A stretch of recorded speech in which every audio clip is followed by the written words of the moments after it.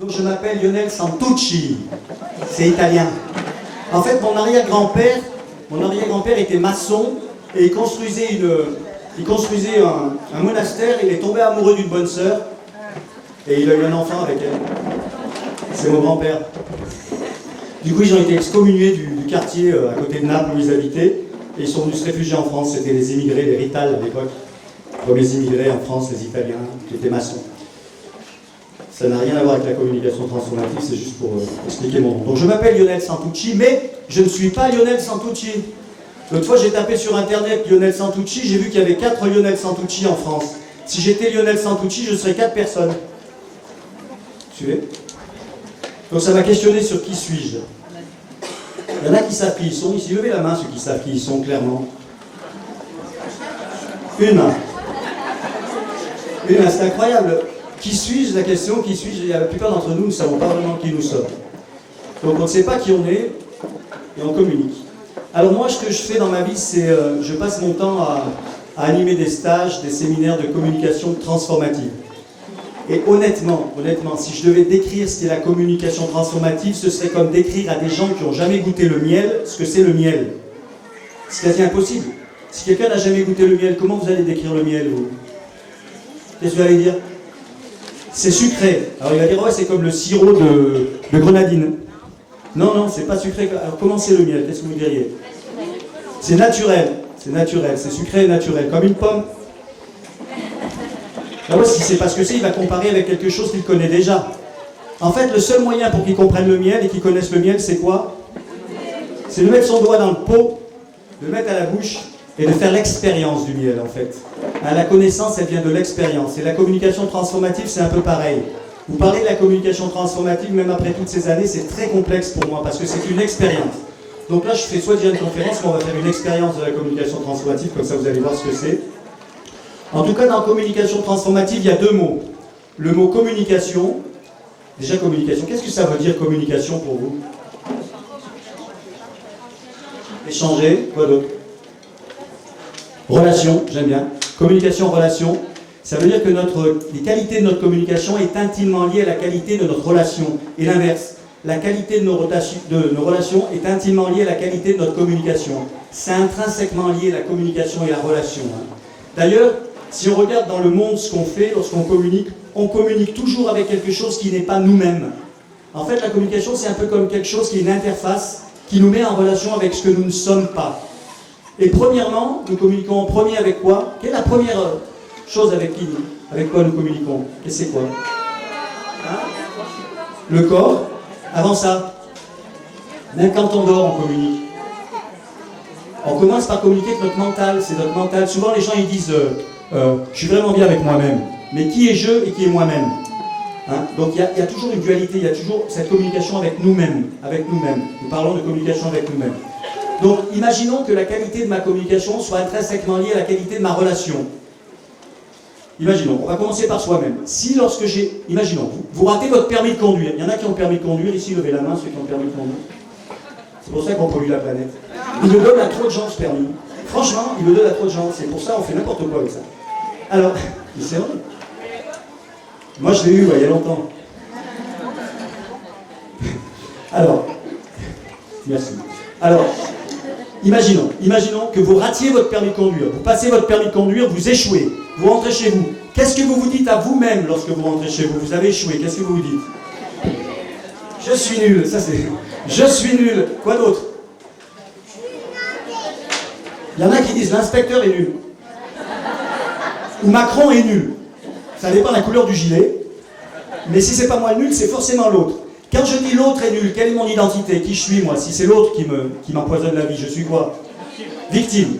Donc vous allez voir que chaque fois qu'on a une expérience de vie, on prend une identité. Alors l'identité dans l'échec, ça peut être je suis nul, je suis une victime, je suis incapable, je suis un moins que rien, j'y arriverai jamais, etc., etc., etc.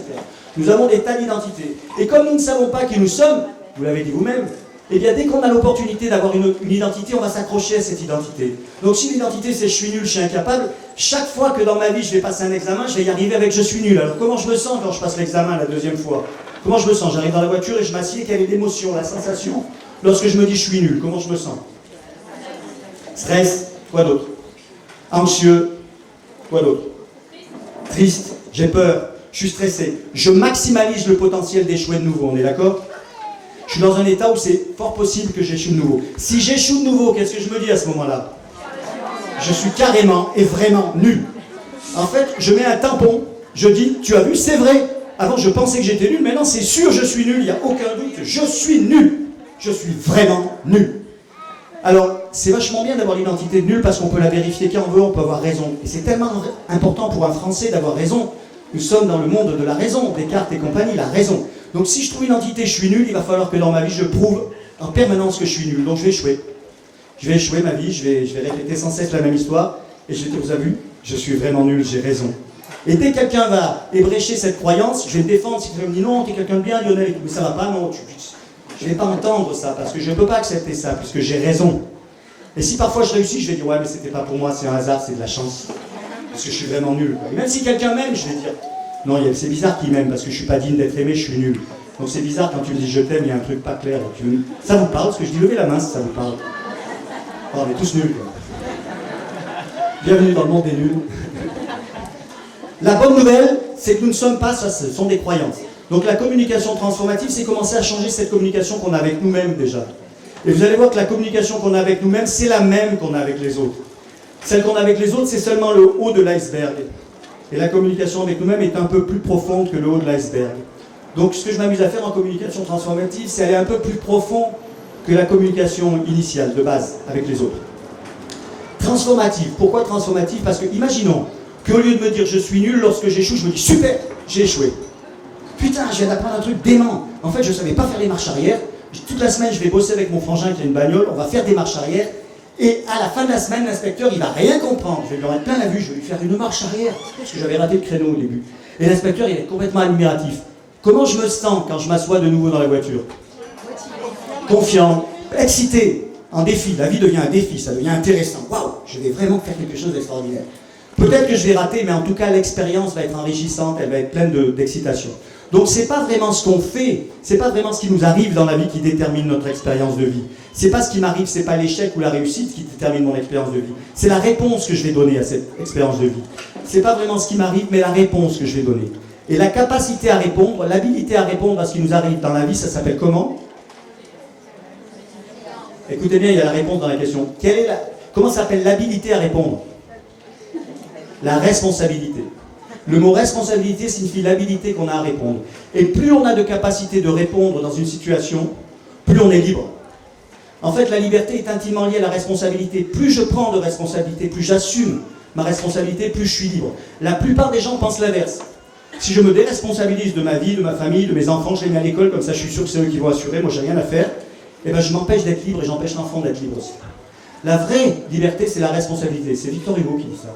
Ça vous dit quelque chose, Victor Hugo? Il est bon, Victor Hugo, il dit des belles choses. Il y a Cyril Guimard qui a dit ça. Il y a plein de gens qui ont réussi dans leur vie, qui ont dit j'ai réussi parce que j'étais libre. Et pourquoi j'étais libre? C'est parce que j'ai pris responsabilité de ma vie. Donc plus on a de capacité à répondre, plus on va être libre. C'est-à-dire que plus on donne d'éducation à quelqu'un en lui donnant des capacités de répondre, plus on lui donne de liberté. Et moins on donne de capacité à répondre, moins on a de liberté. C'est pour ça qu'en ce moment, quand on voit les élections, on a peu de capacité à répondre parce que les choix, ils sont vachement limités. Donc maintenant, les gens, ils votent contre, ils votent pas avec, ils votent contre. C'est que leur réponse, c'est contre, je suis contre, je suis contre, je suis contre. Et on arrive à un monde où tout le monde est contre tout. Puis il n'y a plus d'issue, on est complètement enfermé dans notre truc d'être contre. Donc dans la communication transformative, l'idée, c'est de vous donner des capacités à répondre. Le plus possible de capacités à répondre pour être libre de répondre ce qu'on a envie de répondre et pas être affecté par nos schémas habituels, nos habitudes. Donc, moi, juste pour vous faire confiance, pour vous donner confiance, je vais vous raconter mon histoire rapidos. Donc moi, en fait, j'ai 58 ans, et à mon époque, les gens qui avaient mon âge, à 18 ans, on allait faire le service militaire. Vous vous rappelez le service militaire? Il y en a qui ont fait le service militaire ici de ma époque, levez la main. Il n'y a personne qui l'a fait. Je me sens moins seul. Alors moi, pour ne pas faire de service militaire, en fait, je suis allé aux 3 jours et je leur ai dit, je vous emmerde. J'étais un peu rebelle avec l'autorité. Je m'étais déjà fait virer du lycée parce que j'avais repris une chanson d'Henri Tachant qui disait « Fais une pipe à Pépé avant qu'il ne la casse, une petite langue à mémé avec un de trépasse ». Mais j'avais mis le nom du directeur, ça faisait « Fais une pipe à Héno avant qu'il ne la casse, une petite langue à tourner avant qu'elle ne trépasse. Et ne pousse pas les cris d'horreur désignation. Ils sont comme toi les vieux, ils ont le cul sous le chignon. Pipe à Héno, langue à tourner, tourner, tourner. » Du coup, je m'étais fait virer de l'école, du lycée. Et le directeur m'a dit « Va faire le tour du monde avec ta guitare, t'es un artiste, t'as rien à faire à l'école. » Donc je suis parti avec ma guitare, j'ai joué, et dans mon chapeau, il n'y avait que 5 francs au bout de 2 heures. À l'époque, c'était le franc.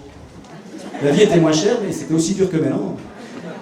Donc j'ai bu, avec les 5 francs, j'ai invité un pote à boire une bière dans un bar. Donc comme je l'ai invité, il m'a invité. En m'invitant, il y a d'autres gens qui nous ont invités. Puis au bout d'un moment, on avait bu 10 ou 15 bières, je ne sais pas, je n'ai pas compté, mais on était ivres morts.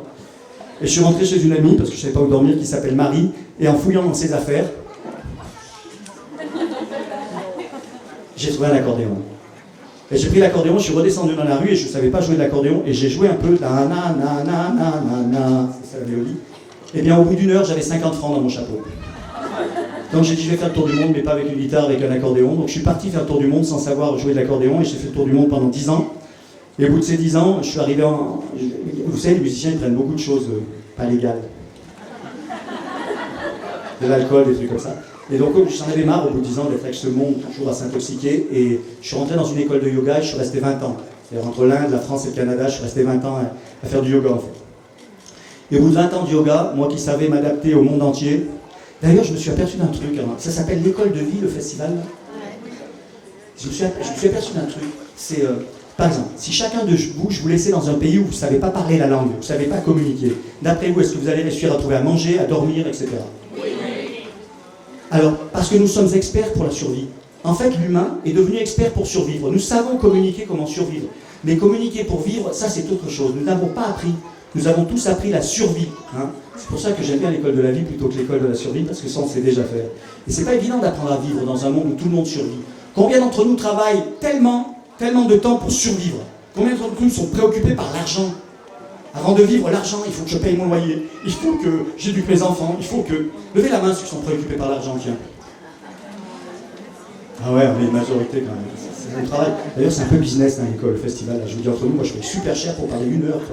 D'habitude, on m'invite gratis. Non, entre nous, je enregistre ça, c'est un peu cher. J'avais même pas de place de parking pour me garer. J'ai payé, j'avais pas de place de parking, j'ai dû me garer à 3 km. C'est pour l'organisateur. Et je passe mon message. Non, si vous saviez les prix, vous seriez affolés.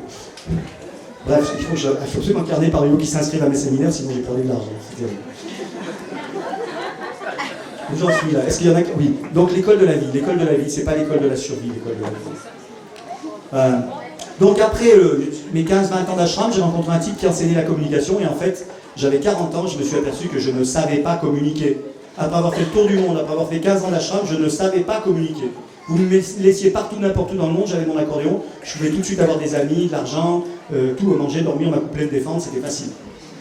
Par contre, vraiment être avec l'autre être humain, je ne savais pas faire. Et le jour où j'ai découvert ce que c'était être avec un être humain, eh ben, j'ai dédié ma vie à ça, et ça fait 15 ans que j'anime des séminaires, des conférences, des ateliers. Et il y a 15 000 personnes qui ont participé à des séminaires, des ateliers, et il y a une personne qui a été insatisfaite. Donc si vous participez, c'est ça qu'il faut rembourser déjà. Page de publicité. Et si vous trouvez moins cher ailleurs, je vous offre un verre de lait avec du miel dedans. Je ne vois pas d'alcool. Ce que j'aimerais, c'est qu'on fasse l'expérience. Donc, il y en a parmi vous qui ont reçu un bout de papier avec un stylo, donc on va faire un jeu. Donc on va dire que je vous raconte quelque chose, je suis un ami à vous. On va dire que je suis un ami à vous, on se connaît, et je vais vous raconter ce qui m'arrive. Et vous allez écrire la réponse initiale. Qu'est-ce que vous allez répondre à cet ami qui vous raconte cette histoire? Vous allez écrire la réponse, vous ne marquez pas votre nom, c'est anonyme, et après je ramasserai tous les papiers, et on continuera à voir cet exercice. Ok, donc je suis un ami à vous et je vous raconte ça. Je vais au festival de la vie, il n'y a même pas de place de parking pour les mecs qui ont payé 600 balles le stand. Hein, la conférence, je ne veux même pas savoir combien ça paye, c'est une amie qui a payé, parce que moi je ne viendrai pas, non. Et les mecs, ils me donnent même pas une place de parking, les enfoirés. Ils pensent qu'au pognon, en fait. C'est une usine à pognon, ce truc, l'école de la vie. Je vous le dis. Allez-y, qu'est-ce que vous allez répondre à cette personne? Alors on en rit parce qu'on n'en pleure pas, mais répondez, écrivez la réponse initiale. Qu'est-ce que vous allez répondre à ces gens?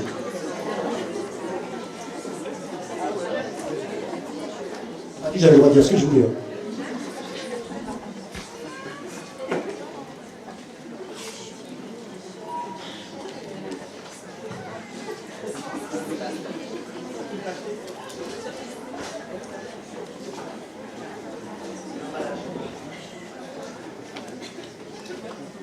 quand vous avez écrit, vous pouvez... Moi je vais...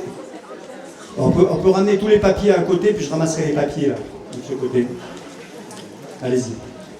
Je vais descendre ramasser les papiers.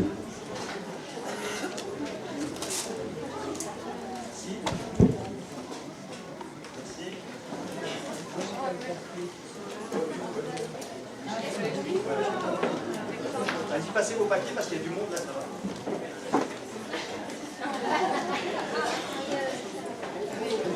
Allez-y, passez-le. J'ai une heure.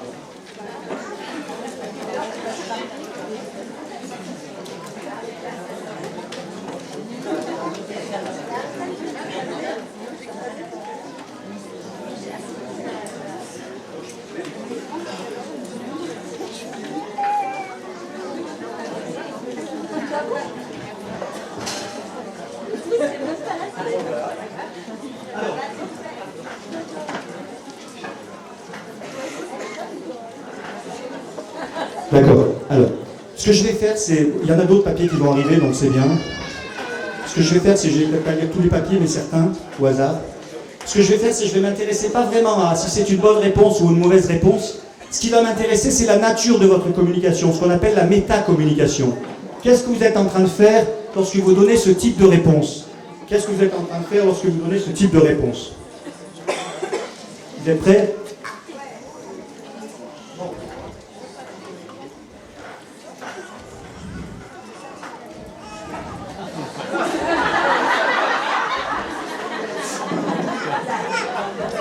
Non, c'était une insulte.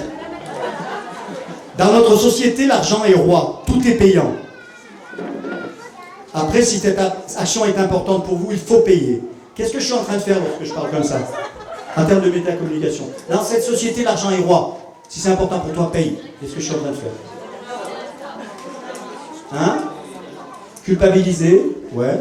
Et qu'est-ce que je fais quand je dis dans cette société, l'argent est important? Qu'est-ce que je suis en train de faire? Je fais une généralisation, je fais un discours un peu. Hein? Et si c'est important pour toi, paye. Qu'est-ce que je fais quand je dis paye? Je donne un ordre. Donc ordonner, on va dire, c'est une forme d'ordonner. Je vais faire un discours. Ok. Un autre. Si tu reviens, c'est que tu y gagnes. Qu'est-ce que je suis en train de faire lorsque je dis si tu reviens, c'est que tu y gagnes? Hein? Je juge, j'interprète, on va dire. J'interprète. C'est peut-être vrai. Hein? Eh ben, fallait pas y aller. C'est marrant, vous en riez. C'est ce qu'on fait tous les jours, ça. Qu'est-ce que je fais quand je dis, bah, fallait pas y aller? Moraliser, on moralise. Je pense que tu as un problème avec ton papa que tu n'as pas résolu depuis l'âge de 3 ans. Et du coup, tu refuses toute autorité. Tu es un anarchiste. Psychanalysé. Anarchiste, insulté, je ne sais pas si c'est une insulte d'être un anarchiste en fait. Au hasard, au hasard. J'espère que tu vas quand même passer un bon moment ici. Tu as plein de choses à nous apporter. Qu'est-ce que je suis en train de faire lorsque je fais ça? Positiver, rassurer. Je flatte aussi, c'est de la flatterie. Hein. C'est à sa place, on va voir si c'est vraiment... T'arriveras pas à me rendre négatif. Moi, je vais passer un bon moment. Moi, j'ai trouvé un parking gratuit et j'ai même pas marché.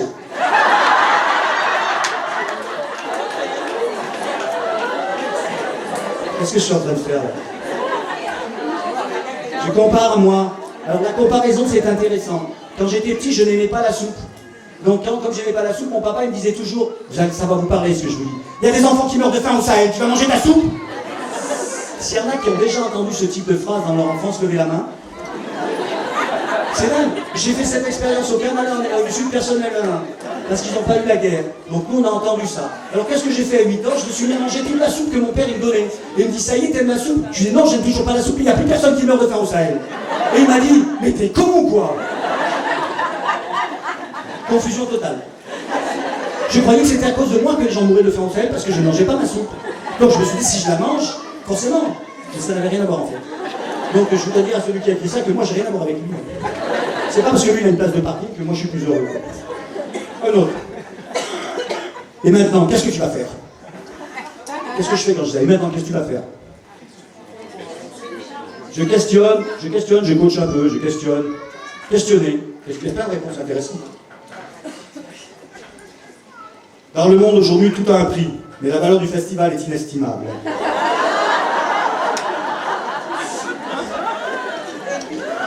C'est marrant que vous riez de ça, mais c'est vous qui l'avez écrit. Qu'est-ce que je suis en train de juger? La valeur du SDF est inestimable, tout a un prix, c'est là que je fais la morale encore. Il y a beaucoup de moralisateurs dans la banque. Comment on pourrait faire pour que ce soit moins injuste pour toi? Qu'est-ce que je suis en train de faire là? Comment on pourrait faire pour t'aider? Qu'est-ce que je suis en train de faire? Chercher une solution, chercher une solution. Ah, il y a plein de réponses intéressantes. Il faut se garer sur le talus à côté. C'est quoi ça? C'est un conseil, c'est un conseil. Effectivement, il faudrait le dire à l'organisation. Ça, c'est donner des solutions. Il y en a un qui n'est pas là, peut-être qu'il y est plus loin, mais je n'ai pas vu. T'es vraiment un connard, Lionel. T'es vraiment un enfoiré, quoi. Tu te prends pour le centre du monde et tout. T'es vraiment un égocentrique. Limite narcissique, perverse, ça. Franchement, tu manipules les gens et tout. Non, rien à foutre de ton problème, là. Tu te prends pour le centre du monde ou quoi? Qu'est-ce que je suis en train de faire? Rabaisser, insulter, critiquer, juger. Qu'est-ce qui a plus d'importance pour toi? Ce que tu as dépensé ou ce que tu nous as apporté? Si c'est que ce que tu as dépensé, eh bien c'est ton. Eh bien c'est con pour toi. Et il y a ce moralisateur qui rigole pas, je comprends pas. Oublie tout. Il y a un espace super food truck, là c'est super bon, on va boire un verre, tu vas voir ça va aller bien, on va manger des frites et parler football. Qu'est-ce que je suis en train de faire quand je fais ça? Divertir, détourner, hein, on évite le problème, une bière, 2 bières, 3 bières, 4 bières, 5 bières et tout va bien. Ou alors un joint, 2 joints, 3 joints, ou alors la télé, ou alors travailler, ou alors... Enfin, on a trouvé un moyen de ne pas faire face à la vie parce que ça fait trop mal. On a tous développé des techniques incroyables, antidépresseurs, drogue. Vous savez que la France, nous sommes les plus grands consommateurs d'antidépression au monde. En fait, on est passé 5e il n'y a pas longtemps. C'est pas qu'on a baissé, c'est qu'il y en a qui nous ont dépassés. Parce que les pays en voie de développement, ils commencent à flipper aussi. Donc ils sont en train de consommer de l'antidépresseur, ça enrichit beaucoup de gens, c'est super. Oh, on consomme. Eux aussi doivent se faire de l'argent. Le festival leur coûte de l'argent et on veut que ça recommence l'année prochaine. Il faut qu'ils gagnent de l'argent. Il y a beaucoup de morale, d'explications. Un autre qui n'est pas là, mais que j'entends souvent, c'est quelque chose comme ça va aller, Lionel, t'en fais pas, tu vas t'en sortir, tu vas trouver une place, tout va aller bien. C'est ce que je fais là. Rassurer. Donc on a plein de choses, rassurer, ordonner, conseiller, questionner, faire une enquête, qu'est-ce que j'ai entendu, trouver des solutions. Donc tout ça, c'est des réponses qu'on va donner à quelqu'un qui arrive avec une charge émotionnelle. Pourquoi on va rassurer quelqu'un qui arrive avec une charge émotionnelle? Pourquoi vous rassurez quelqu'un qui a une charge émotionnelle, qui est en colère, qui est frustré, qui a honte, qui se sent coupable? Pourquoi vous le rassurez? Un animal social. J'aime bien pour nous rassurer nous-mêmes. En fait, nous avons peur de l'émotion qu'on juge négative de l'autre. En fait, ça nous fait peur cette émotion, sa colère, sa frustration. Donc qu'est-ce qu'on va faire? On va développer des techniques incroyables pour bloquer l'émotion de l'autre. C'est-à-dire que la plupart de ces réponses n'ont rien à voir avec moi. C'est vous-même, elles parlent de vous, ces réponses. Vous êtes en train de dire stop, je ne veux pas ressentir ce que tu ressens. Je ne veux pas ressentir ta colère, je ne veux pas ressentir ta frustration. Donc je vais te conseiller, je vais te donner des ordres, je vais te questionner. Tout ça pour éviter de voir ce que tu ressens. Parce que nous sommes terrifiés par les émotions des autres et terrifiés par nos propres émotions. Et c'est étonnant qu'ici, 99,9% des gens ont ce type de réponse, mais bon, ça. Là, pourtant, j'ai travaillé dans une centrale nucléaire. C'était le même pourcentage. J'ai travaillé chez des hippies ou notre affaire, c'était le même pourcentage. J'ai travaillé en Nouvelle-Zélande, même pourcentage. J'ai travaillé en Inde, même pourcentage. J'ai travaillé en Angleterre, aux États-Unis, en Amérique du Sud, même pourcentage. Il semblerait que le symptôme de notre communication dans le monde est un symptôme d'une culture réactive. Nous sommes en réaction, et notre réaction, c'est éviter l'émotion de l'autre, éviter de rencontrer l'être humain. Nous avons peur de l'être humain. Ce qui nous fait le plus peur, c'est l'autre être humain. Alors qu'est-ce qu'on fait pour ne pas rencontrer l'être humain? On vend du confort, les canapés, la télé, comme ça va la télé, on rencontre personne. On a développé des super techniques pour ne pas rencontrer l'être humain, pour ne pas entendre ses émotions. Hein, tous nos portables, tous nos machins, on a des moyens de communication extraordinaires, et en fait on communique des âneries dedans. En réaction, pour ne pas ressentir ce que la planète ressent et ce que nous ressentons. On est expert à se déconnecter de l'autre. Et ça, c'est la preuve. C'est la preuve que la plupart du temps, nous ne voulons pas entendre quelqu'un, sa peine, sa souffrance, sa colère, mais juste bloquer ça pour ne pas subir ça. On pense que si j'entends pas sa souffrance et sa colère, je ne souffrirai plus. Autrement dit, c'est un peu comme si on a une poule. Vous voyez, une poule, ça fait des œufs. Oh. Donc imaginez une poule, vous voulez l'œuf, mais vous ne voulez pas la nourrir. Donc vous allez faire, vous allez lui couper le cou. Comme ça, j'aurai les œufs, mais je n'aurai pas à la nourrir. Sauf que si vous coupez le cou de la poule, eh ben, vous n'avez plus d'œuf. Et ben, c'est un peu pareil, si vous voulez être joyeux, si vous voulez être plein d'amour, etc. Toutes ces émotions négatives, elles ont leur place. Si vous ne laissez pas aux gens l'expérience, l'espace pour vivre son émotion, de douleur, de peine, etc., il n'y aura pas d'espace pour la joie. Hier, j'étais dans une résolution de conflit avec un couple, et le gars, lui, c'était un intellectuel, et tout ce qu'il avait fait, il me dit, moi, tu sais, toute ma vie, tout ce qui m'a fait souffrir, je l'ai mis dans des petites boîtes, et je l'ai enfermé en moi, je ne veux pas ouvrir les petites boîtes. Et je lui dis, te reste de l'espace pour aimer. Il m'a dit, je ne me suis jamais posé cette question. Je lui dis, c'est peut-être pour ça que tu as un problème aujourd'hui avec ton épouse, parce que tu n'arrives pas à entendre ses émotions, tu n'arrives pas à entendre ce qu'elle ressent, parce que c'est plein, tes boîtes elles sont pleines, tu en as plein des boîtes. Tu as tout empilé en toi et toutes tes boîtes. Il m'a dit, mais si j'ouvre une boîte, ça va exploser. J'ai dit, ouais, ça va exploser. Mais plus tu vas l'ouvrir tard, plus ça va exploser fort. Si tu l'ouvres trop tard, tu peux décompenser pour faire Alzheimer, je ne sais pas.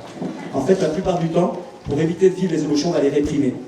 Donc, qu'est-ce qui se passe? Tiens, j'ai une question. Qui est-ce qui veut être heureux ici? Levez la main. J'en ai vu qui n'ont pas levé la main, mais je ne les donnerai pas. Qui est-ce qui veut aimer ici? Expérimenter l'amour? Putain, on est tous dans le même bateau. Qui est-ce qui veut être aimé ici? C'est là que commence le problème. Vous voulez être aimé, vous êtes foutu. Sans déconner, vous êtes fini, parce que pour être aimé, vous allez faire tout un tas de micmacs et de magouilles. Ça veut dire que si vous voulez être aimé, et que tout d'un coup quelqu'un ne vous aime pas parce que vous êtes en colère, parce que vous êtes frustré, parce que vous sentez la culpabilité, qu'est-ce que vous allez faire avec votre émotion? Vous allez la cacher. Vous allez cacher votre sentiment, votre émotion, et vous allez mettre un masque. Mon père, il faisait ça. C'était un mec, quand il est mort, il y avait 2000 personnes à son enterrement. Super gentil, le gars, il disait oui à tout le monde. Quand il rentrait à la maison, pendant 15 ans, j'ai pris des coups tous les jours. C'est-à-dire qu'à force de dire oui, il avait plein d'amis, les gens qui l'aimaient le plus, il les frappait. C'est souvent les gens qu'on aime le plus qu'on maltraite le plus. Quand on travaille avec des enfants maltraités, on s'aperçoit qu'ils traitent mal des enfants, ce sont ses parents. C'est pas l'école. C'est souvent les parents qui maltraitent les enfants. C'est pas l'école qui éduque un enfant. C'est faux. C'est les parents qui éduquent un enfant. C'est votre responsabilité en tant que parent d'éduquer un enfant. C'est pas la responsabilité de l'école. Ça n'a rien à voir. Hein, moi, j'ai vu des gens qui mettaient les écoles, leurs enfants dans des écoles extraordinaires, que ce soit Steiner, Montessori, mais qui fumaient des pétards toute la journée, les parents. C'est aberrant. Il y a quelque chose qui ne va pas. Alors, je me déresponsabilise de l'éducation de l'enfant et je charge les autres. Hein. Je ne suis jamais satisfait parce que mon enfant ne réagit jamais comme je veux. C'est nous, c'est notre responsabilité. C'est cette capacité à répondre, cette liberté. Donc, si on veut toujours être aimé, quand on va avoir des émotions telles que colère, frustration, et qu'il n'y a pas d'espace pour exprimer ça, et on va réprimer nos émotions, puis on va mettre un masque. Parce que c'est pas terrible un mec qui réprime ses émotions, donc on va mettre un masque. On a tous des masques. Le gentil, le clown, l'intellectuel, nous avons tous développé des masques. Si vous suivez, si vous vous sentez concerné par ce que je dis, levez la main. On a tous des masques. Hein. Donc qu'est-ce qui se passe? Qu'est-ce qui se passe? Si j'ai pas d'espace pour m'exprimer, je mets des masques. Pour maintenir ces masques, j'ai besoin d'énormément d'énergie. Mon énergie vitale, ça va être de maintenir mes masques. Il a exprimé, c'est Scott Peck qui explique ça dans un livre qui s'appelle Le chemin le moins fréquenté, c'est notre intégrité est intimement liée à notre santé mentale. Autrement dit, si je mets des masques, je ne suis plus intègre. Donc santé mentale, problème. Dépression, schizophrénie, etc. Donc qu'est-ce qui se passe? Quand je réprime mes émotions, j'ai besoin d'énergie pour réprimer, pour mettre mon masque. Donc où je la prends cette énergie? C'est simple, je consomme. En fait, d'après moi, le problème de l'écologie dans le monde, c'est pas un problème mondial, c'est un problème individuel, c'est que chacun de nous, on est obligé de compenser ces énergies qu'on utilise pour mettre nos masques, nous compensons. Et nous compensons avec consommation, travail, drogue, plastique, alcool, etc. Nous compensons. Sans arrêt sexe, nous compensons. Il y a de plus en plus de porno parce que nous compensons. Nous avons besoin de compenser. Pourquoi? Parce que ça nous prend de l'énergie de faire semblant. Donc dans la communication transformative, tout le travail, c'est d'arrêter de faire semblant, donc de développer une communication qui nous permet d'accueillir l'émotion de l'autre, qui nous permet d'accueillir l'autre sans juger et sans s'identifier à l'autre. Et ça porte un nom, ça s'appelle comment? Ça s'appelle l'empathie. Donc l'empathie, c'est une qualité qu'on a tous ici. Tous, on a... L'être vivant est empathique par nature. Mais nous perdons cette empathie lorsque ça nous touche, cette empathie. Et souvent, c'est plus dur avec les gens qui sont proches de nous parce que justement, il y a de l'affectif. Donc toute la base de la communication transformative, c'est développer de l'empathie. Mais l'empathie en elle-même, c'est pas une qualité. Quelqu'un qui est sadique, il est empathique. Il ressent la souffrance de l'autre et ça le fait jouir. Donc il est empathique. Sinon, il ne pourrait pas jouir de la souffrance de l'autre. Donc l'empathie, c'est pas une qualité. Il y a des mecs qui font des stages pour l'empathie, pour vendre des bagnoles. Même Macron, il a été formé en empathie. Il sait très bien comment parler aux gens pour qu'ils votent pour lui.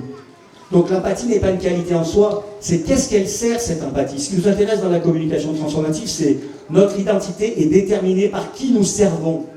Nous sommes tous des serviteurs, c'est ça notre identité. Nous sommes tous au service de quelqu'un, quelque chose, que ce soit nos enfants, que ce soit notre patrie, que ce soit notre travail, notre poste, que ce soit notre estomac, notre langue, nos yeux, nous sommes tous au service. La question de l'identité, c'est qui est-ce que je suis en train de servir. Donc toute la communication transformative nous amène à un principe spirituel, c'est qui je sers. Au service de qui je fais ça? Donc toute la démarche va être une démarche de conscience enfin dans la communication. C'est pas juste être empathique, mais au service de quoi je vais cette empathie. Donc ça c'est la base de la communication transformative. Mais il reste combien de temps? Une demi-heure. En une demi-heure, j'en ai dit pas mal. Là. Quoi d'autre? Alors vous allez me dire, mais Comment on fait? Comment on fait? Vous voulez un truc? Juste pour que vous partiez avec un truc, pour ceux il y en a qui connaissent, il y en a qui ne connaissent pas. Alors, je n'ai pas toutes lu les réponses, et peut-être qu'il y a des réponses plus empathiques ici. Mais imaginons une réponse telle que Lionel, j'entends que tu es complètement frustré, en colère, parce que tu viens au Festival de la Vie, tu as donné de l'argent, beaucoup d'argent, et tu n'as même pas de parking, et tu es obligé de te taper 3 km à pied avec ton matos, et tu trouves ça injuste. Je trouve que c'est pas bien organisé. Qu'est-ce que je suis en train de faire en termes de métacommunication? Qu'est-ce que je suis en train de faire lorsque je donne ce type de réponse? Reformuler. Ok, donc je reformule ce que vit la personne. Et qu'est-ce que je mets de particulier dans cette reformulation? L'émotion. C'est-à-dire que ce qui nous intéresse dans la communication transformative, c'est pas ce que dit une personne. En fait, on s'en fout de ce que dit une personne. Ce qui nous intéresse, c'est ce que vit la personne. Or, la plupart d'entre nous, lorsqu'on passe de l'expérience de vie à la communication, on code notre communication. On la code et chacun de nous a un code différent suivant son enfance. C'est-à-dire que chaque fois que nous envoyons un message qui est chargé émotionnellement, chacun de nous a un langage différent. Si j'apprends à décoder chaque personne, je vais pouvoir entrer dans son monde et entendre ce qu'il a à dire. Pas m'intéresser à ce qu'il dit, mais à ce qu'il vit. Il n'y a qu'une lettre qui différencie dit et vie. C'est le V et le D. Mais ce qui va nous intéresser, c'est ce qu'il vit. Et qu'est-ce que c'est vivre? Vivre, eh bien, nous, on parle de 3 choses. 1, c'est la pensée, ce que nous pensons, c'est une expérience de la vie. 2, c'est ce que nous sentons avec nos sens. Et 3, c'est ce que nous ressentons au niveau émotion. En fait, l'être humain n'a que ces 3 expériences dans sa vie. Penser, sentir et ressentir. Et il n'y a rien d'autre. Absolument rien d'autre. Même si je veux faire l'expérience de l'estrade, la sentir sous mes pieds si j'enlève mes chaussures. Je fais l'expérience de mon expérience de l'estrade, mais je ne fais pas l'expérience de l'estrade. Je ne suis pas l'estrade. Donc peut-être que c'est chaud, peut-être que c'est froid. Et je vais traduire cette expérience en mots en disant, ouais, l'estrade, elle est dure. Mais c'est simplement une expérience. C'est pas la qualité de l'estrade. Peut-être que quelqu'un qui a l'habitude de marcher sur les clous, un fakir, il va dire c'est très doux. Hein. Donc en fait, nous faisons une expérience et c'est la seule chose que nous vivons, c'est ces expériences, ces 3 expériences. Et tout l'art dans la communication, c'est d'arriver à traduire ce que dit la personne pour voir ce qu'elle ressent, ce qu'elle pense et ce qu'elle vit en fait, son expérience de vie. C'est ça qui nous intéresse. Et dès qu'on arrive à entrer dans le monde de quelqu'un et à reformuler ça, ce qu'elle ressent, ce qu'elle sent, ce qu'elle pense, et ben ça crée de la confiance, les amis. Ça crée énormément de confiance parce que je suis en train d'arrêter de juger la personne et de créer un espace où la personne, elle va arrêter de réprimer ses émotions, elle va poser ses masques. Et quand elle va poser ses masques et arrêter de réprimer ses émotions, elle va commencer à ressentir des choses, à ressentir son expérience. Et ça s'appelle vivre. Et c'est ça l'école de la vie pour moi, c'est commencer à arrêter de survivre et permettre aux autres de créer un espace où ils peuvent vivre leur vie avec leur culpabilité, leur colère, leur frustration, leur joie, leur peine, leur gaieté, leur excitation, que tout soit accueilli. Et de ne pas couper la tête de la poule. Sauf qu'on n'a pas l'habitude parce que la plupart d'entre nous, quand on était petits et qu'on avait une émotion négative, papa et maman, ils disaient quoi? Arrête de pleurer, c'est bon, ça va aller, t'en fais pas. C'est rare que dans nos générations, enfin la mienne en tout cas, il y a eu cette écoute. Il y a rarement eu un espace d'écoute, de compréhension, rarement. Et quand on est trop les parents, parfois c'était des coups qui tombaient. Ça veut dire qu'émotion égale danger. Donc la plupart d'entre nous, on est dans ce code émotion égale danger. Hier j'ai vu cet homme dans la résolution de conflit où c'était émotion égale danger. Je veux pas d'émotion, c'est trop dangereux. La plupart d'entre nous, on a ce code émotion égale danger. Dans la communication transformative, pour nous, l'émotion, c'est un scaphandre. C'est ce qui va nous permettre de descendre dans notre conscience, d'arriver à découvrir qui on est. C'est un peu le passage obligatoire. Souvent, je compare les émotions à des poissons. Je dis dans l'océan de la vie, tout en haut de l'océan, il y a des petits poissons. Les petits poissons, c'est les choses qu'on fait tous les jours, la famille, tout ça, tranquille, on va au marché, on emmène les enfants à l'école, c'est les petites épreuves de la vie. Un peu plus loin, un peu plus profond, il y a ce qu'on appelle les requins. Les requins, c'est des choses comme la colère, la culpabilité un petit peu. Je me suis mis en colère avec mon fils, je me sens un peu pas bien et tout, ces petites choses tous les jours aussi, mais ça commence à être des requins. Un peu plus loin, il y a les Timingila. Ça vous dit quelque chose, le poisson Timingila? Vous n'avez pas lu les Védas? Les Védas, ce sont des ouvrages anciens de l'Inde. Ils parlent des Timingila. Ils disent que dans l'océan, il y a des poissons qui sont assez gros pour avaler un requin en une bouchée. Là, les Timingila. Donc le Timingila, ça correspond aux émotions telles que la grosse colère, les émotions qui reviennent, ce qu'on appelle les jeux émotionnels, ou les colères, cette culpabilité qui revient sans cesse, des émotions de frustration, de déception, de tristesse qui sont là, qui reviennent. Et puis en dessous, il y a les Mahatimingila. Alors Maha en sanskrit, ça veut dire grand. Les Mahatimingila, ce sont des Timingila qui peuvent avaler un Timingila en une bouchée. C'est le truc, quand tu le croises, c'est la peur de ta vie, c'est un truc qui est énorme, tu vois. Les Mahatimingila, c'est tout ce qu'on porte à l'intérieur, tous les secrets qu'on n'a jamais révélés, parce que ça sent mauvais, quoi. Tous les abus, toutes les choses qu'on a vécues qui sont vraiment enfouies au fond, qui nous fait vraiment peur. Parce qu'on est dans le déni, souvent on ne veut même pas les voir tellement ça nous fait peur, ces choses-là. C'est horrible. Non, moi on a fait ça, moi j'ai fait ça, non, c'est pas possible. Donc on est complètement apeuré. devant ces choses-là. Donc dans la communication transformative, on va utiliser un scaphandre qu'on appelle la communication transformative. L'outil, c'est la communication transformative pour descendre et aller visiter les Timingila, les requins et les Mahatimingila. Ça vous intéresse? Pourquoi? Parce qu'en dessous de ces Mahatimingila, il y a le fond de l'océan, et dans le fond de l'océan, qu'est-ce qu'il y a? Il y a des perles. En fait, dans ces zones d'ombre, on va trouver des perles, des choses qu'on a oubliées, qu'on a recouvertes.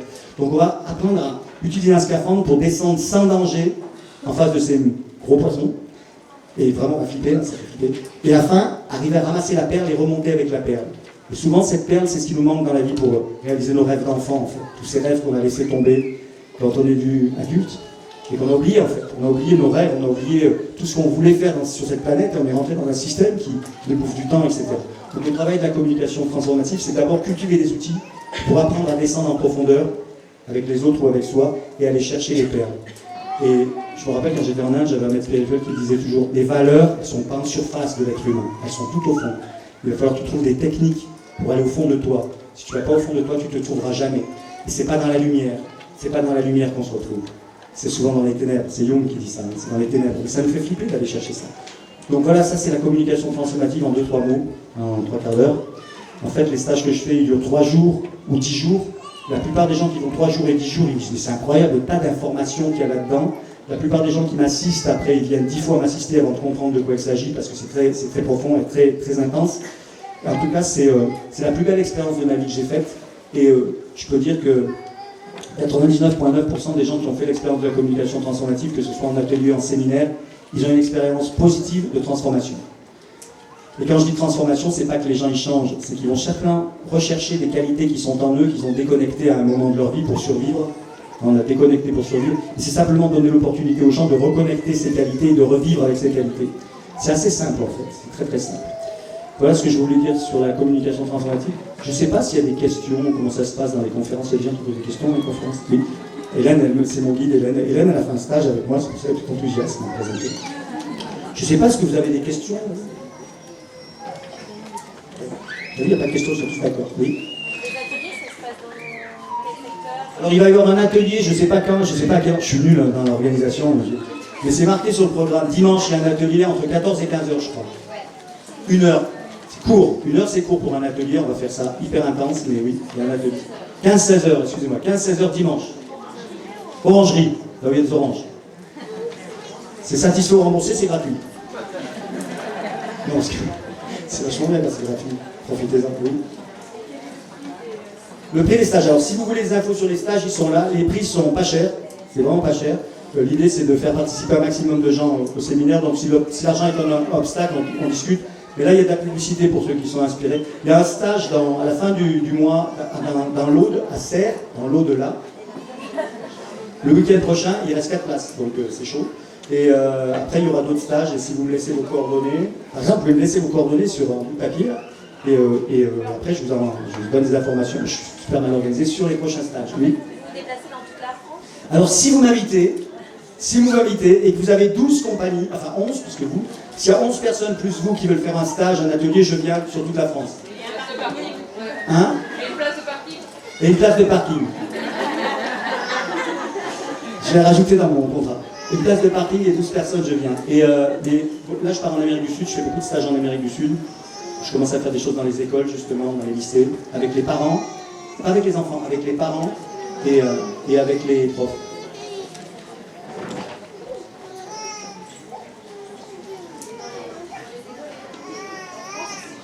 Alors dans les écoles en France, je ne sais pas si vous avez remarqué, mais c'est pas évident de rentrer parce que je vous ai dit, moi je me suis arrêté à 16 ans, j'ai pas de bac. Alors c'est marrant parce qu'en Amérique du Sud, là récemment, il y a quelqu'un qui faisait un travail sur la prévention du suicide. Je travaille beaucoup sur la prévention du suicide. Dans le séminaire de base, je parlais du séminaire de base, il y a tout un travail sur la prévention du suicide, puisque en France, il y a 200 000 tentatives de suicide par an. 200 000. Ça concerne les jeunes et les personnes âgées. On ne nous en parle jamais. Il n'y a que 3 000 personnes qui se tuent dans les voitures, on n'arrête pas de nous bassiner. 200 000 tentatives de suicide par an, 11 000 personnes qui réussissent. Donc on fait une prévention du suicide dans le séminaire de base. Et il n'y a pas longtemps, il y a eu un docteur en psychologie qui a fait un séminaire avec moi en Amérique du Sud et qui me demande de superviser son travail sur la prévention du suicide. Il vient de m'envoyer il a fait un PowerPoint. C'est super intéressant ce qu'il a fait. Donc il y a des gens qui sont dans les écoles et qui peuvent travailler à travers ce qu'ils font, je peux les aider, quoi. D'organiser des stages, des choses comme ça, mais je veux bien aller dans les écoles. Moi, je veux aller partout, moi. J'adore voyager. Vous Vous savez ce qu'ils disent en Afrique, au Sénégal? Ils disent Kudul Tuki Duramfu de Kenere. Kudul Tuki Duramfu de Kenere. Tu connais pas? Tu connais pas?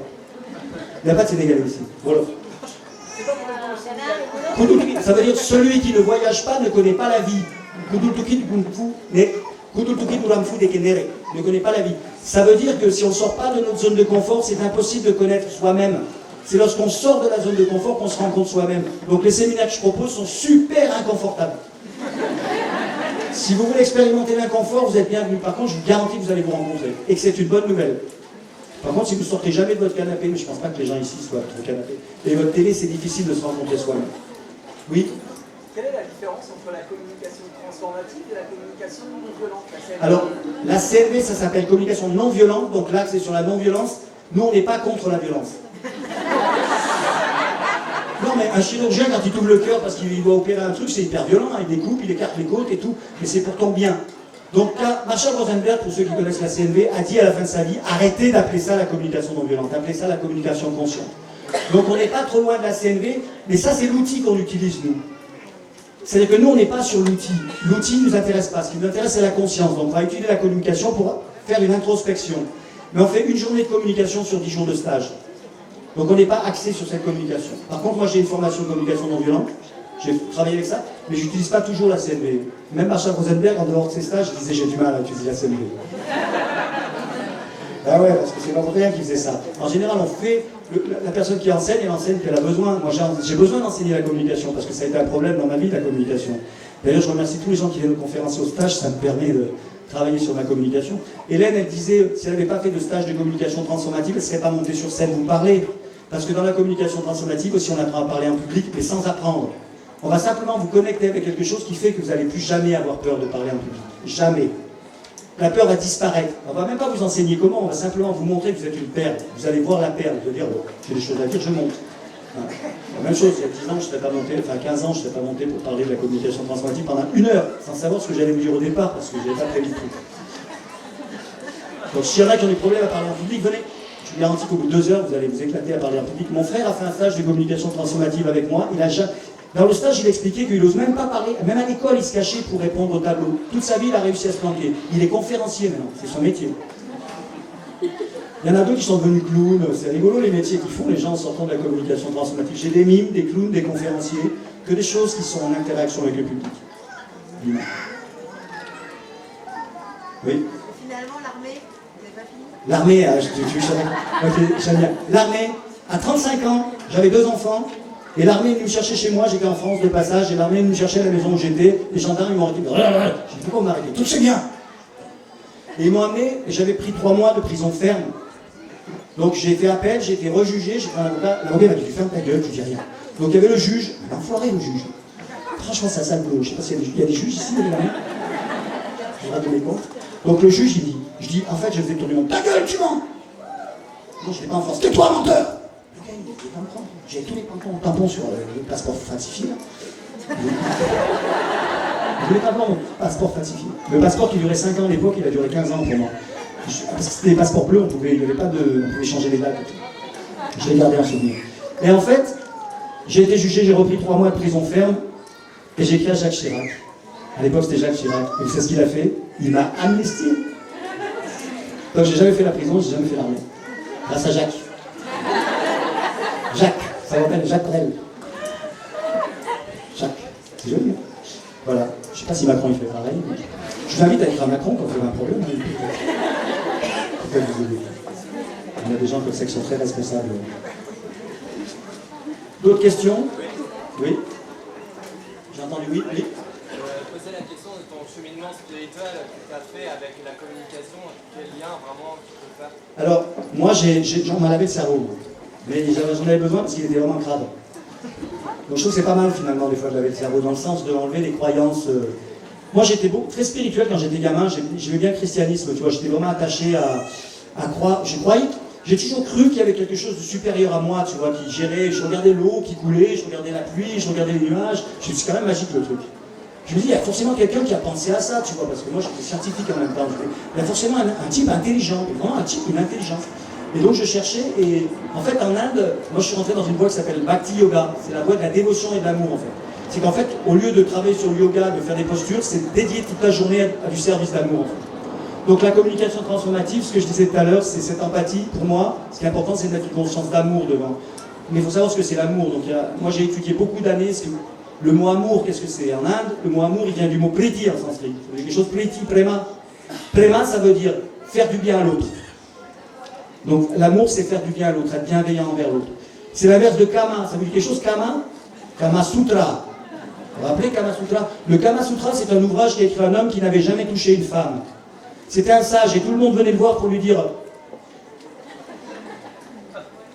comment on fait là pour s'éclater. Il dit pas de problème, je vais vous donner une méthode. Il a écrit le Kama Sutra, donc c'est des positions de yoga que personne ne peut faire, après moi. Lui, il a mis des niveaux de yoga où il fallait 10 ans de hatha yoga, tu vois, vraiment des asanas pour arriver à faire ça. Donc le mec, il faisait 10 ans de yoga pour arriver à jouir, au bout de 10 ans, il n'avait plus de plaisir sexuel. Donc en fait, c'est un piège, le Kama Sutra. C'était fait pour des gens qui voulaient vraiment être sérieux et ils s'apercevaient qu'en fait, il y avait des plaisirs bien supérieurs à ceux-là. Donc moi, la voie que j'ai suivie, c'est plus une voie du prema, de servir l'autre, servir le divin en fait, le divin dans l'être vivant. Mais ça veut dire respecter, ça veut dire aimer, ça veut dire honorer la nature aussi, toute la présence qu'il y a. Honorer la présence en fait, la source, je ne sais pas comment on l'appelle, mais il y en a qui l'appellent Dieu, Vishnu, Krishna, Shiva, je sais rien. Le nom n'est pas si important que ça. Mais c'est vraiment servir ce qui est en l'être qui l'anime. C'est ça que j'ai appris à faire pendant 20 ans. C'est une super école. Par contre, c'est un peu religieux, quoi. C'est un peu... Il y a des côtés un peu chiants. Enfin, j'ai trouvé au bout d'un moment, c'est... Puis il y a tout un truc, là. On s'approche de gens qui sont hyper éveillés, puis à côté d'eux, il y a toute une mafia qui fait de l'argent avec. C'est comme l'école de la vie, quoi. Il y a toujours des problèmes de parking. Et c'est vrai, il y a toujours des problèmes de parking. Tu vas avec un sage, un être éveillé, puis tout autour de lui, c'est que des gens qui veulent du pouvoir, quoi. Donc au bout d'un moment, j'ai vu que ça se répétait, j'ai dit ok, je vais aller voir ailleurs. Et je suis arrivé à l'école de la vie. J'ai pas trouvé le parking, mais j'ai quand même réussi. Et je vous ai pas tout dit. J'ai quand même réussi à avoir ma place. Ils m'ont dit, il y a plus de place là-dessus. J'ai dit, moi je bouge pas, mais vous me trouvez une place. Quand ils ont vu que je bloquais toute la route, ils me font rentrer, ils m'ont trouvé une place. J'ai trouvé ma solution, j'avais pas besoin de mon papier, j'ai trouvé tout seul. En tout cas, il y en a d'autres. Hein. Voilà, donc je vous invite à participer, à faire l'expérience de la communication transformative. Je pourrais faire témoigner des gens, je vois des gens qui ont fait des stages avec moi ici, mais j'ai pas envie de reprendre votre temps. Il y a d'autres questions? Quelle heure il est là? J'ai encore un quart d'heure.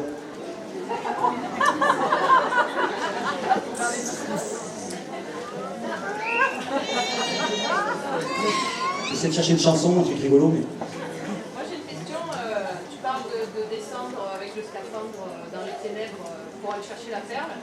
Est-ce que tu as lu la perle de Steinbeck? Alors ça me dit quelque chose, mais il y a longtemps. Là. Donc on va laisser tomber. Est-ce qu'on risque pas de se perdre en allant chercher la perle?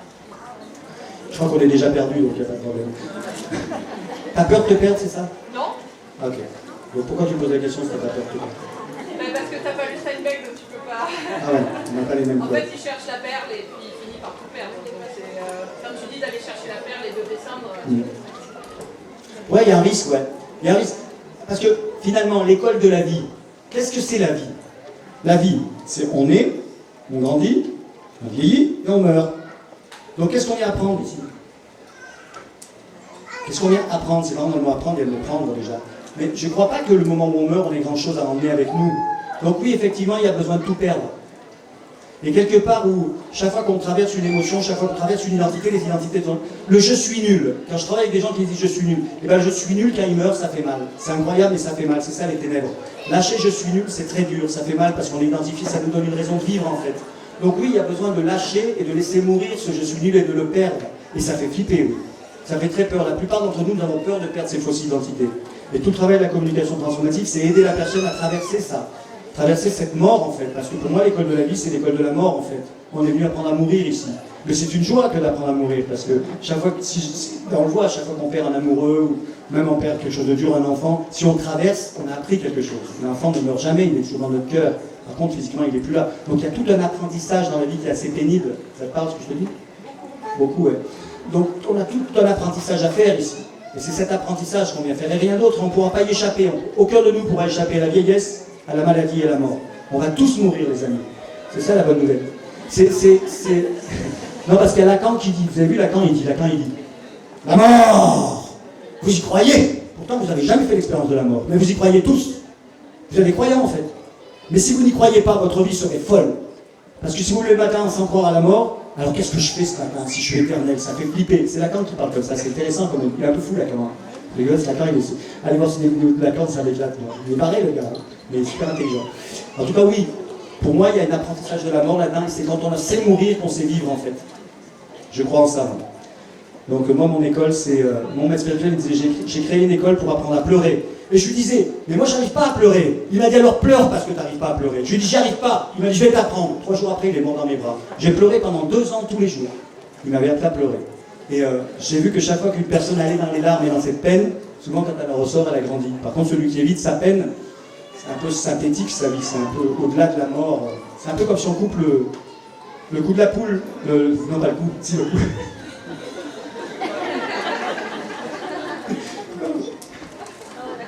Voilà. Oui.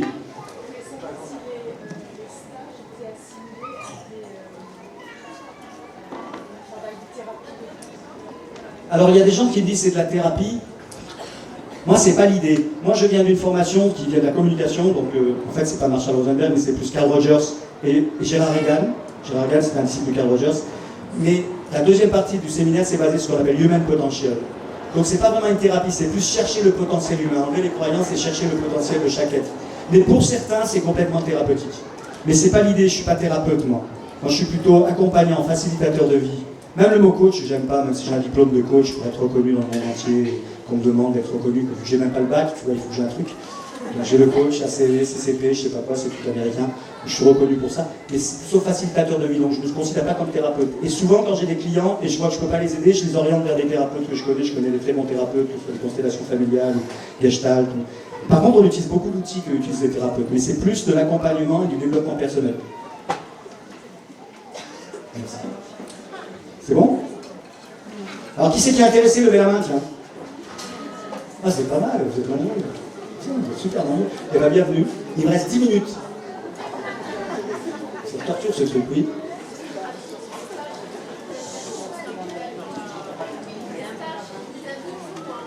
Alors, le stage, il y a le stage de base. Alors, le stage de base, c'est simple. On arrive. Le premier jour, on va apprendre des outils de communication. Donc, comment écouter l'autre, principalement. Il y a 8 outils de base, on va dire 4 outils de base, 8 outils avancés. Quand on a ces outils, l'après-midi, on va travailler sur comment s'exprimer soi, comment exprimer nos émotions, l'assertivité, ce que j'appelle, comment s'affirmer en fait. Et le lendemain, une fois qu'on a tous les outils, le lendemain, ce qu'on va faire, c'est... ce qui est marrant, c'est qu'après le premier jour du séminaire, je mets les gens à faire des démos, ils sont super bons. Ça va très vite, on a tous les capacités. Après, le lendemain, on travaille sur nos perceptions du monde. Est-ce que ce que je vois, c'est vraiment la réalité ou je projette sur la réalité? Ça, les gens pleurent en général. On ne voit pas vraiment la réalité. Donc on travaille sur notre perception du monde. Ensuite, on travaille sur nos relations avec nos émotions. Qu'est-ce que je fais avec mes émotions? Est-ce que c'est un business ou est-ce que c'est vraiment des émotions saines? Ensuite, on travaille comment gagner sa vie. Qu'est-ce que ça veut dire gagner? Qu'est-ce que ça veut dire gagner? Est-ce que je gagne aux dépens des autres? Est-ce que je gagne avec les autres? Ça, c'est le deuxième jour. Le troisième jour, on travaille sur l'intention. Est-ce que je crée ce que je veux dans ma vie ou je subis ce que je vis? Hein, l'intention. On travaille aussi sur la prévention du suicide, je vous l'ai dit. Et on travaille aussi beaucoup sur notre relation avec notre parole. Qu'est-ce qu'on crée avec notre parole? Donc comment je crée dans ma vie? Est-ce que je m'estime? Est-ce que j'ai de l'amour pour moi ou pas? Et pourquoi j'ai pas d'amour pour moi? Comment j'ai créé ça? Et là, c'est un peu thérapeutique, on fait beaucoup de visualisations, des voyages sur notre relation avec notre parole. Et on s'aperçoit que l'amour propre et la confiance en soi est vachement lié à nos engagements et la relation qu'on a avec nos engagements. Donc on donne des clés pour développer de l'amour et de la confiance en soi. Et ça, c'est les 3 jours, c'est 30 heures, c'est 10 heures par jour, c'est super intense le truc, c'est hyper intense, mais ça marche. Non, je vous dis, c'est intense, les gens me disent, pour lui, c'est intense. Alors moi, j'ai été formé aux États-Unis par quelqu'un qui s'appelle David Wolf, qui est un docteur en sociologie, qui lui a été formé par d'autres gens, donc Gérard Regan, Carl Rogers, des mouvements comme Life Spring Education, sont des mouvements qui travaillent sur le human potentiel. La particularité de ce qu'on a fait, c'est qu'on a regroupé la communication consciente avec ce travail de développement personnel de potentiel humain. En fait. Parce qu'avant, les travails de potentiel humain, c'était hyper violent. C'était vraiment un challenge très américain. Les gens s'insultaient dans les séminaires et tout. Donc nous, on a mis de l'empathie dedans. Et ça marche aussi bien, mais il n'y a plus d'insultes. C'est moins américain, c'est plus français, plus de profondeur. Alors moi, je travaille en équipe. Quand je travaille à un séminaire, j'ai 4 ou 5 assistants, ça dépend des moments.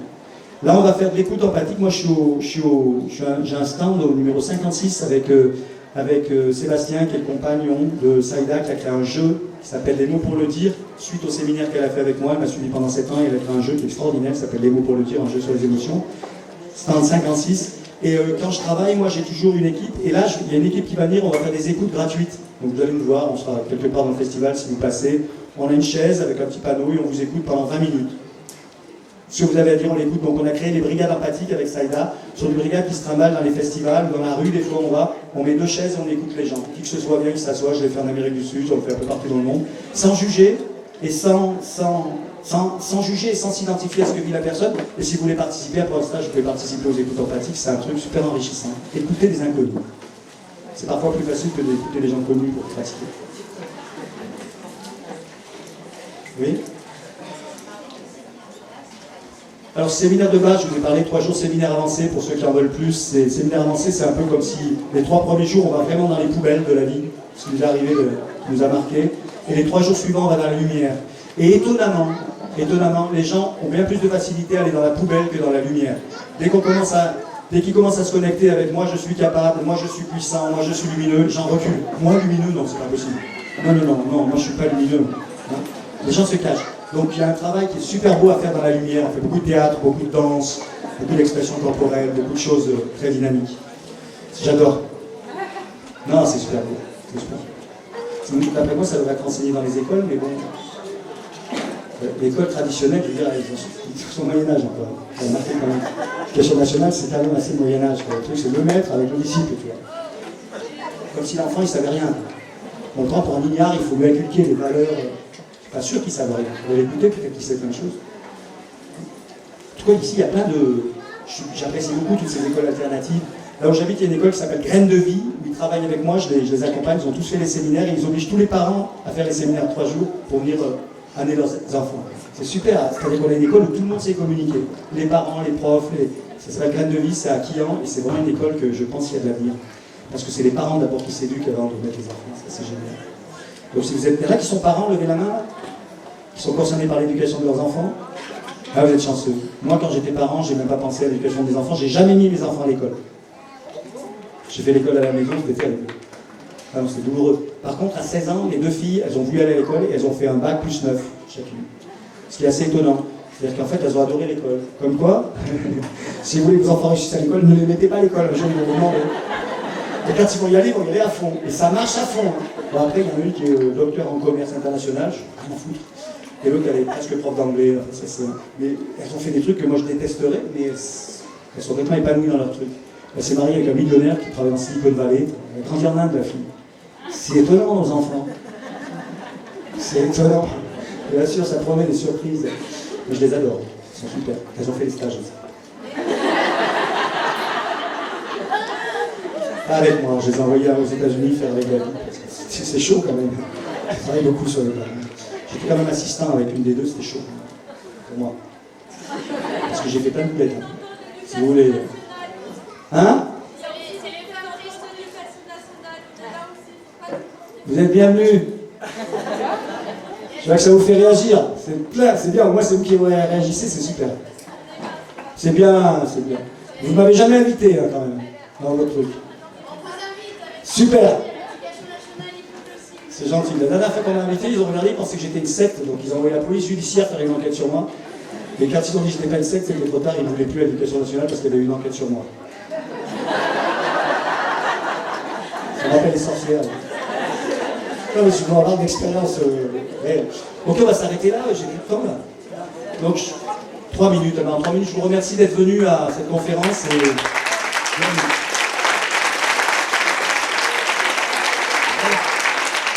Si vous voulez reprendre vos papiers, ils sont là.